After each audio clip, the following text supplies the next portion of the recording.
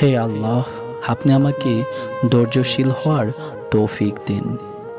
যখন সব পথ বন্ধ হয়ে যায়, যখন কোথাও একটু আশার আলো দেখতে পাওয়া যায় না, যখন চারদিক থেকে হতাশ আর মন খারাপের মেঘগুলো ঘিরে ধরে আর প্রবল বেগে তুফান হয়ে সব তছনছ করে দিতে চাই, যখন দুশ্চিন্তাগুলো জাল বুনে ঘিরে ধরে, যখন এক ফোঁটা সামর্থ্য থাকে না কিছু করার, যখন পরিচিত খুব প্রিয় মানুষগুলো মুখ ফিরিয়ে নিতে থাকে, যখন অসহায়ত্ব ছাড়া আর কিছুই সঙ্গী হয় না, যখন কষ্টে বুক ফেটে যেতে চায়, যখন বুক ফাটা চিৎকার আর আর্তনাদ করে আকাশ বাতাস ভারী করে তুলতে ইচ্ছে করে, তখন, হ্যাঁ ঠিক তখনই আমাদের প্রভু সব সময়ের মতোই আমাদের সাথে থাকেন।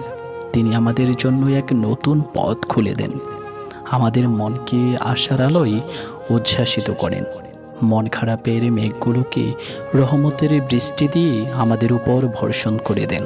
ফলে সব ময়লা অপবিত্রতা ধুয়ে মুছে একাকার হয়ে যায়, আর তখন শুধু পবিত্রতা বিকরণ ছড়ায়। যিনি দুশ্চিন্তার জাল ছেড়ে আমাদের বের করে আনেন আর নিয়ে যান কাঙ্ক্ষিত শান্তির পানি, যিনি আমাদের মনে সাহসের সঞ্চার করেন, আমাদের শক্তি যোগান আর আমাদের সব কাজকে আমাদের জন্য সহজ করে দেন, যিনি কখনো কোনো অবস্থাতেই আমাদের থেকে মুখ ফিরিয়ে নেন না, বুক ফাটা কষ্টগুলো যিনি বহু ক্রোশ দূরে পাঠিয়ে দেন, যেন তা আর কখনো আমাদের স্পর্শ করতে না পারে, যিনি আমাদের মনকে করে দেন স্থির আর আমাদের চোখ দুটোকে প্রশান্তির চাদরে ঢেকে দেন।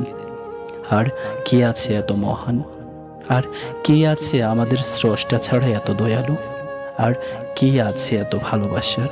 তিনি একমাত্র আমাদের রব, আমাদের প্রভু। হ্যাঁ, তিনি আমাদের মহান আল্লাহ তাআলা। যত বিপদে আসুক না কেন, হে আল্লাহ, আপনি আমাকে ধৈর্যশীল হওয়ার তৌফিক দিন। আমিন।